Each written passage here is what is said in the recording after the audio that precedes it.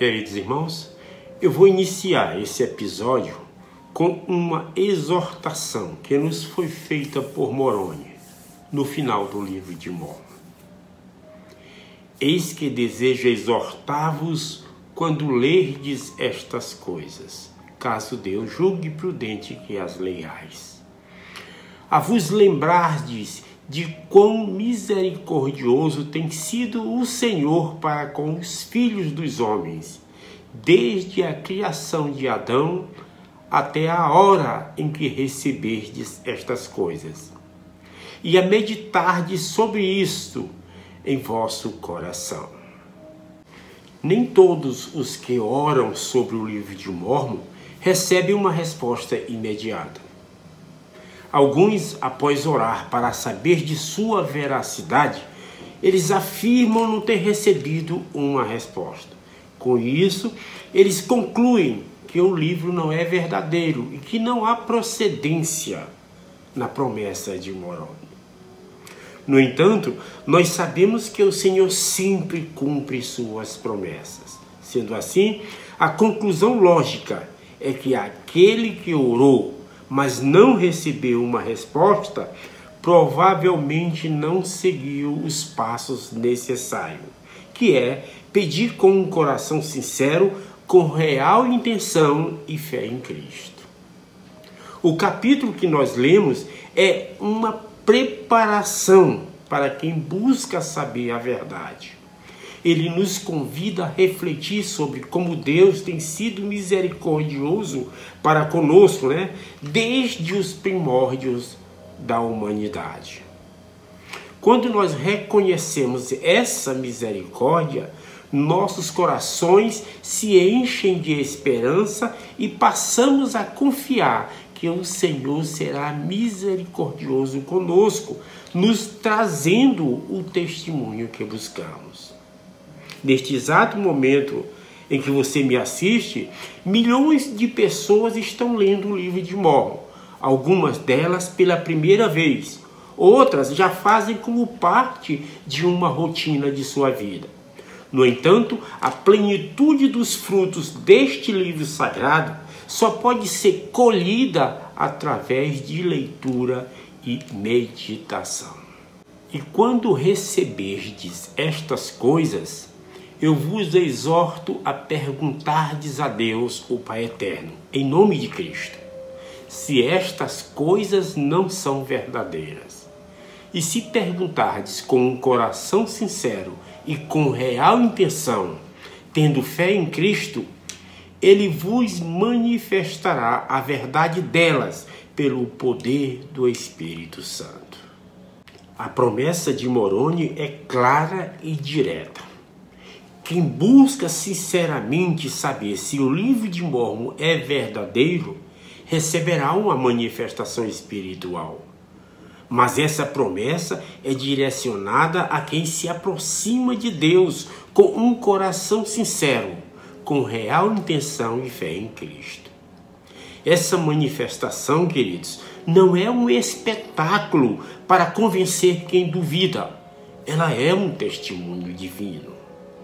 O crescimento e a força da Igreja de Jesus Cristo está profundamente ligado ao testemunho pessoal de cada membro. Quando colocamos à prova a promessa do Senhor, Ele sempre cumpre sua parte. Diante das promessas feitas por Tiago e Moroni, por que alguém deveria se contentar com menos do que um testemunho pessoal? Por quê? O que você acha? A obra maravilhosa e um assombro mencionada nas Escrituras está aqui entre nós. Essa mensagem e essa obra estão ao nosso alcance, mas somos nós que precisamos escolher.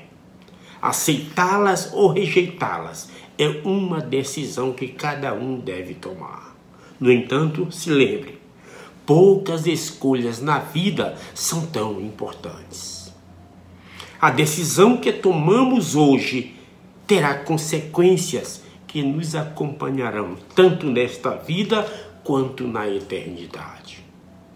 Tiago nos ensina que a revelação pessoal é real e acessível a todos que procuram. Não ignore essa oportunidade de receber seu próprio testemunho. E se algum de vós tem falta de sabedoria, peça a Deus que a todos dá liberalmente, sem repreensão, e ser-lhe-á dada. Esta mesma escritura inspirou o jovem Joseph Smith a buscar resposta no bosque, transformando sua vida para sempre e iniciando a restauração do Evangelho.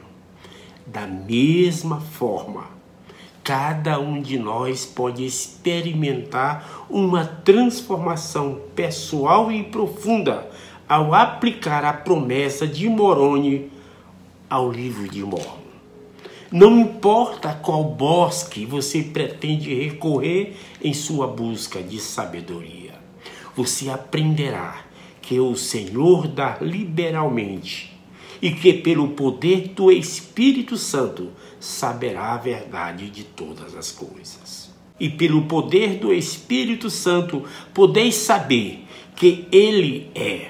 Portanto, eu vos exorto a não negardes o poder de Deus, pois Ele opera com poder, de acordo com a fé dos filhos dos homens, o mesmo hoje e amanhã e para sempre. Sabemos que as grandes verdades reveladas nas Escrituras da restauração nem sempre são aceitas por aqueles que não creem.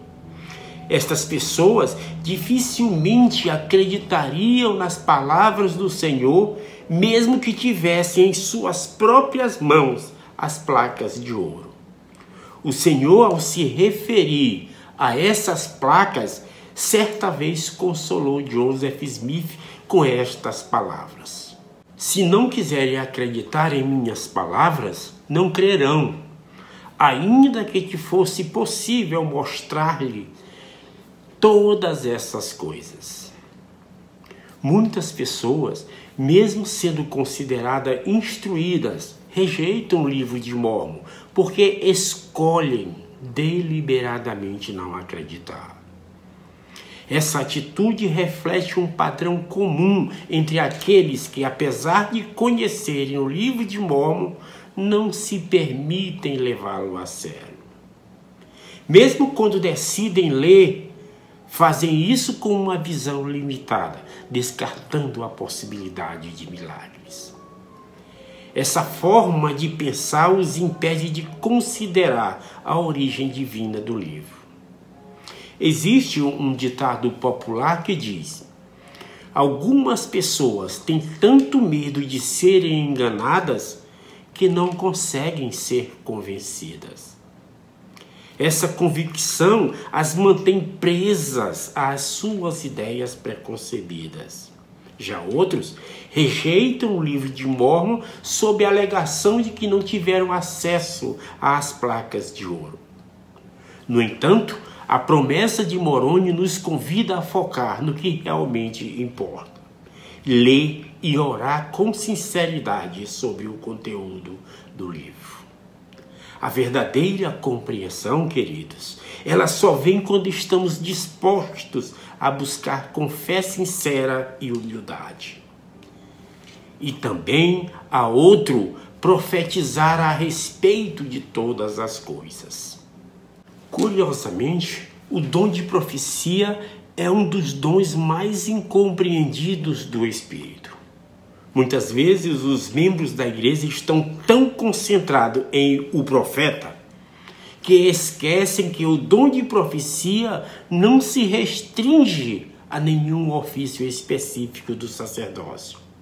Na verdade, esse dom não está limitado aos portadores do sacerdócio, pois os dons espirituais são dados pelo Espírito e não pelo sacerdócio.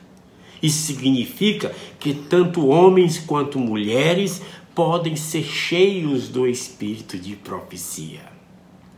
A Bíblia nos dá exemplos claros de profetisas que exerceram esse dom de maneira poderosa e inspiradora.